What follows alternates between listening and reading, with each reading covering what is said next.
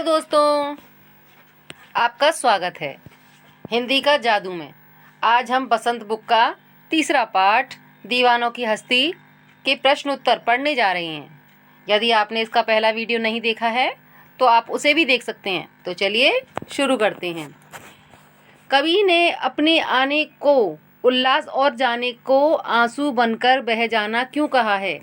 कवि ने अपने आने को उल्लास इसलिए कहा है क्योंकि उसके आने से लोगों के मन और चित्त दोनों खुश हो जाते हैं। लोगों के दिलों में प्रसन्नता की कलियां खिल उठती हैं।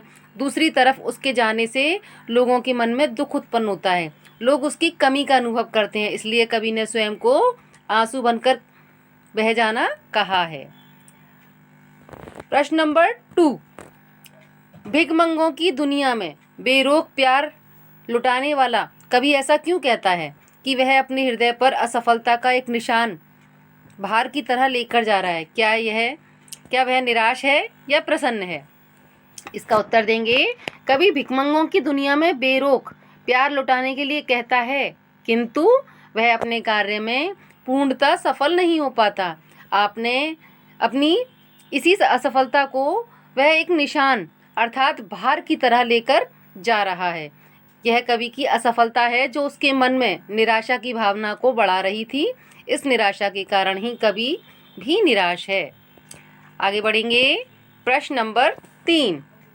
कविता में ऐसी कौन सी बात है जो आपको सबसे अच्छी लगी?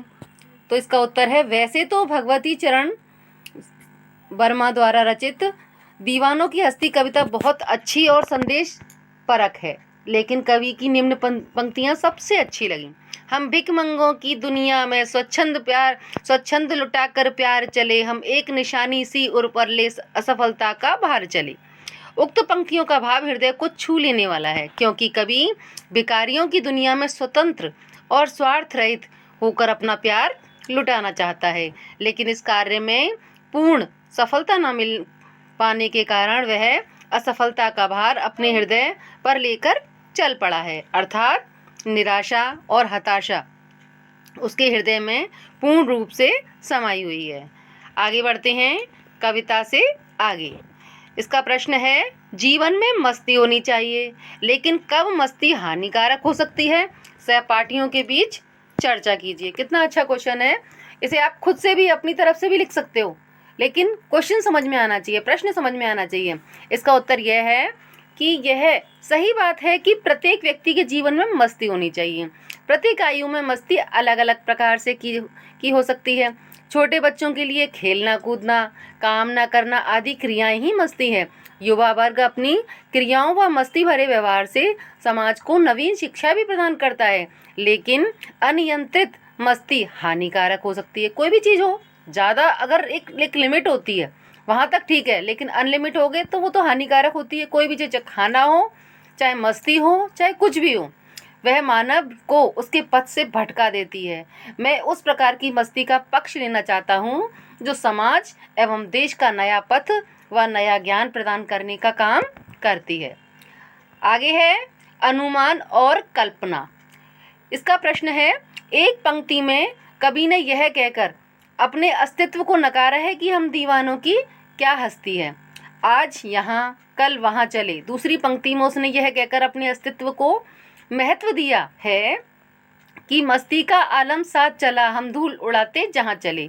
यहाँ फाका मस्ती का उदाहरण है। अभाव में भी खुश रहना फाका मस्ती कही जाती है, यानी कि हमारे पास चीज़ें नहीं हैं फिर भी हम खुश हैं, तो उसे मस्ती कहते हैं।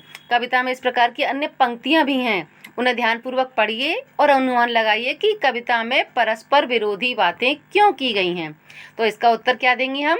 कवि ने कविता में विरोधाभास वाली अनेक पंक्तियां दी हैं। इन्हें पढ़ने के बाद हम इस निष्कर्ष पर पहुंचे हैं कि इसके पीछे कवि का उद्देश्य मनुष्य मन की जटिलताओं और विभिन्नताओं को प्रदर्शित करना है। प्रत्येक व्यक्ति के किसी वस्तु के बारे में अलग अलग विचार होते हैं, उसके सुख दुख भिन्न होते हैं, उसका जीवन जीने का ढंग अलग होता है। किसी एक व्यक्ति को जिस काम में सुख का एहसास होता है तो दूसरे व्यक्ति को उससे दुख मिलता है। कोई एक बात किसी को हंसाती है तो कोई वहीं दूसरे को रुलाती है। किसी के सुख से सुखी होता है कोई, तो कोई दुखी होता है। इसलिए कवि ने परस्पर विरोधी बातें की हैं। यानी कि एक बात किसी को अच्छी लगती है तो दूसरे को नहीं अच्छी लग रही है, किसी को कोई बात रुला रही है तो किसी को हंसा रही है। तो ये आपस में एक दूसरे से जो विरोधाभास वाली बातें हो रही हैं वह इस कविता में कही गई हैं। ठीक है, आगे बढ़ेंगे। भाषा की बात। संतुष्टि के लिए कवि ने छक्कर, जी भरकर और खुलकर जैसे शब्दों का प्रयोग किया है। इसी भाव को व्यक्त करने के लिए कुछ शब्द सोचकर लिखिए, जैसे हंसकर, गाकर, है ना। तो इसमें कैसे बोलेंगे, इसका उत्तर क्या देंगे, हंसकर, गाकर दिया जाए। इसी तरह से खींचकर, पीकर, मुस्कुराकर, देकर, मस्त होकर, सरोवर होकर। ये थे हमारे दीवानों की हस्ती के प्रश्न उत्तर। आपको समझ में आ ही गए होंगे।